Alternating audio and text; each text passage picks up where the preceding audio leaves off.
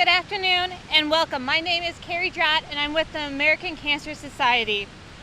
Thursday, November 17th is the American Cancer Society's Great American Smokeout.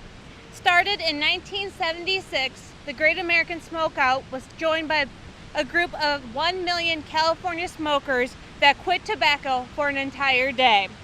For the past 40 years, on the third Thursday of November, smokers from across the nation have given up their packs, they have started their quit plans, and they have quit tobacco for good.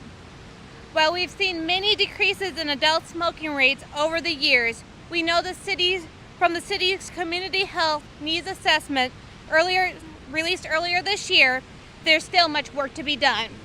The American Cancer Society greatly appreciates our partnerships in the community with organizations like Live Well Sioux Falls, the Sioux Empire Tobacco-Free Coalition, the American Heart Association, the American Lung Association, and others who are working to address the number one preventable cause of death, tobacco use.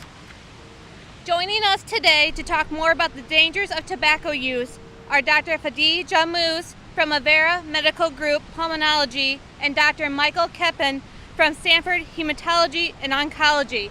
Please welcome Dr. Jamous. I'm pleased to join today with so many great partners to urge people to stop smoking and using tobacco products. Tobacco use is a leading cause of heart disease and respiratory illness. Exposure to secondhand smoke in any setting, whether indoors or outdoors, has been found to cause respiratory irritation and may trigger asthma attacks as well as heart attacks.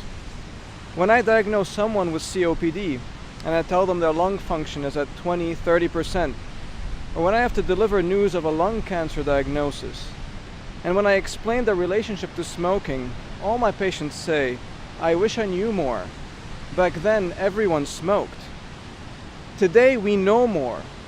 Smokers are our friends, they're family members of ours, they're our patients. We owe it to them, to our patients and their families, to help them quit tobacco. And just as important, we owe it to our children to ensure they never start. We owe it to them to give a clear message that smoking and secondhand smoking hurts.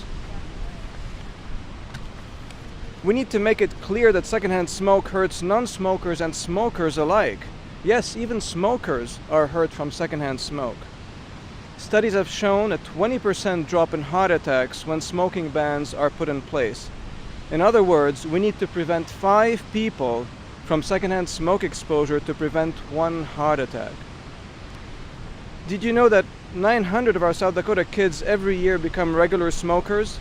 1 in 3 of them will die an early death as a result. On this Great American Smokeout, we must focus not only on cigarettes, but on all forms of tobacco, including electronic devices. If you're around someone who's using e-cigarettes, you're breathing nicotine. E-cigarette vapor is a new source of pollution and toxins that are being emitted into the environment. Unfortunately, more and more of our young people are using these devices. In fact, more than a third of 10th graders in the United States report vaping e-cigarettes. While some propose e-cigarette use as a tool for smoking cessation, there's not been any clear evidence to back that claim. On the contrary, there's evidence that the opposite occurs. A study that was just released last week in the Journal of the American Medical Association reveals that teenagers who regularly vape are more likely to become frequent and heavy cigarette smokers. So contrary to what some may believe, e-cigarettes are indeed a gateway to cigarette smoking. We must send a clear and critical message to our children that they should never start using tobacco. We must be their role models. We commend the City of Sioux Falls for their efforts to eliminate tobacco use on city property and send the right and clear message. This is good public health policy. It will make Sioux Falls a healthier community. Creating tobacco-free policies promote a healthier community by protecting our residents and our visitors from the harmful exposure to tobacco smoke, and it provides an environment that helps people quit. Thank you.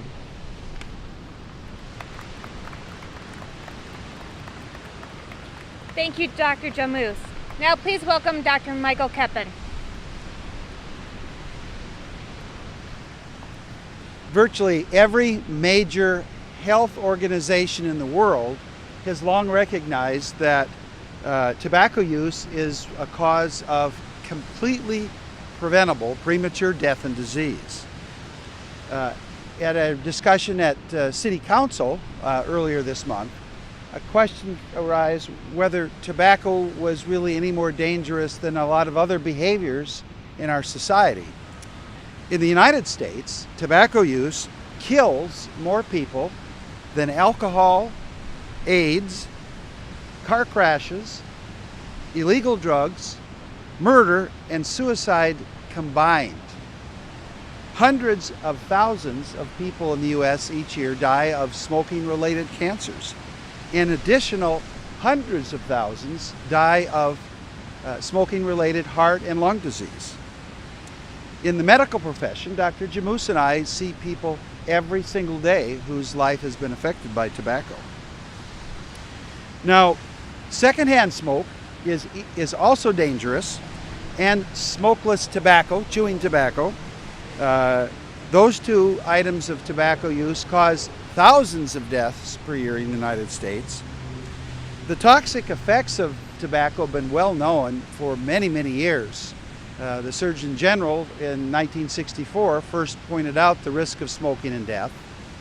Since then, we know that there are at least 7,000 different chemicals in tobacco as it's processed for smoking. There are hundreds of toxic agents, and there's at least 68 known cancer-producing substances called carcinogens in smoke. As far as what is a safe level of exposure to smoke, none, zero. Even casual association with smokers, being nearby, or following them in the same environment to pick up what's known as third-hand smoke, we can measure levels of carcinogens in the urine.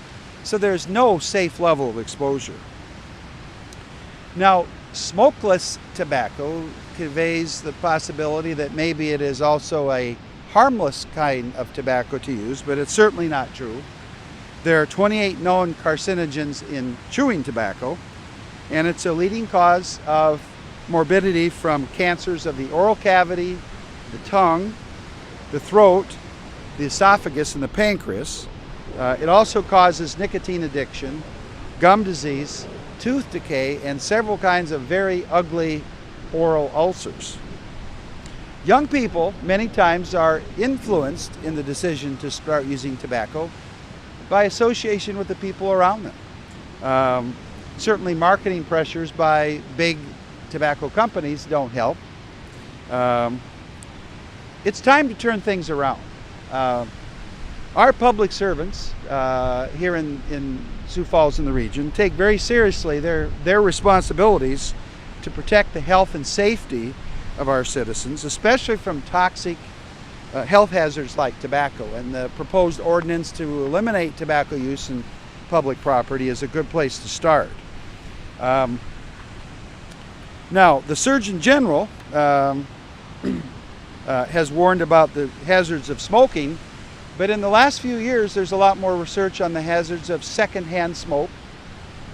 Secondhand smoke includes side stream smoke. That's the part of the smoke from the cigarette that hasn't been inhaled by the smoker. It's actually more dangerous because the smoker filtered out many of the bad substances when they inhaled, so the side stream smoke is actually more dangerous. Third-hand smoke is a recognition that even after the smoke clears, there are still toxic substances that are in the environment. Just because you can no longer see that or smell them doesn't mean it's safe. And most of these carcinogens settle on clothes, furniture. In an outdoor park, they can end up on park benches, on picnic tables. They can even end up in the dirt where little kids play.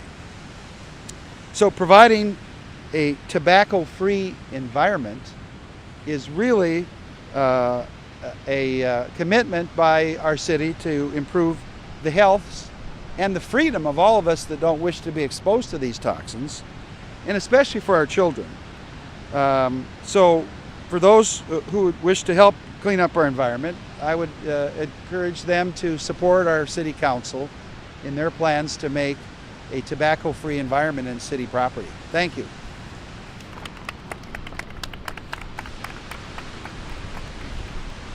Thank you, Dr. Keppen. Now let's please join me in welcoming Megan Myers from the American Heart Association and Carmen Agee from the American Cancer Society's Cancer Action Network. Thank you. Well, the health impacts of tobacco use cannot be overstated. 60 years ago this month, our state voted overwhelmingly to eliminate smoking in indoor spaces. After the smoke-free law passed, we saw a decrease in heart attack hospitalization rates. Restaurants and bars flourished, and we've seen an increase in support for smoke-free environments. We know that tobacco prevention policies save lives.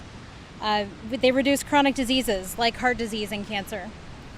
Today you've heard about all the health impacts of smoking, but there are real impacts to all of our wallets as well. In South Dakota, the annual healthcare costs directly caused by smoking exceed $370 million every year. South Dakotans also see a cost of $233 million annually due to smoking-related productivity losses. You know, I certainly echo the sentiments of Dr. Jamous and Dr. Keppen that eliminating tobacco use from city-owned property will support individuals in their efforts to quit tobacco, and they really will help keep young people from ever starting smoking. On behalf of all of us from the American Heart Association, I would like to thank our partners and our friends at the American Cancer Society for inviting us to be here today to promote the Great American Smokeout. It really is a great event, and we're very happy to be here. Thanks, Megan. And thank you to Dr. Jamous and Dr. Keppen for being here today. Quitting tobacco is tough, but with support you can do it. Quitting has immediate effects on the body. 20 minutes after quitting, your heart rate and blood pressure will actually drop to a healthier rate. 12 hours after quitting, carbon monoxide levels will return to normal. Long term, about 5 years after quitting, your risk for heart attack and many cancers are reduced, sometimes by half. These are just a few more reasons to be a quitter. And there are many opportunities for support from organizations like the American Cancer Society, American Heart Association, American Lung Association, the South Dakota Quit Line, which you can reach by calling 1-866-SD-QUITS. With the help of the Sioux Empire Tobacco-Free Coalition, there are quit kits available that include information and tools to help you quit. If you, anyone in your organization or your business, your family would like one, you can certainly contact ACS, the Sioux Empire Tobacco-Free Coalition, or the Sioux Falls Health Department. Along with our physicians and our colleagues at the American Heart Association, we also urge city leaders to eliminate tobacco use from city properties, like the park that you see behind me. Many of these places are places we go with our families and with our children to socialize, to be outdoors, to enjoy entertainment, and to be active. Tobacco-free environments change social norms and underscore that tobacco use is not a behavior that's acceptable to children, and they should not be exposed to it. I would guess that all of us here know someone who's been affected by tobacco and the devastating effects of the use. Please, be a part of the Great American Smokeout. If you can give it up for a day, you can give it up for the rest of your life. Thank you for being here today.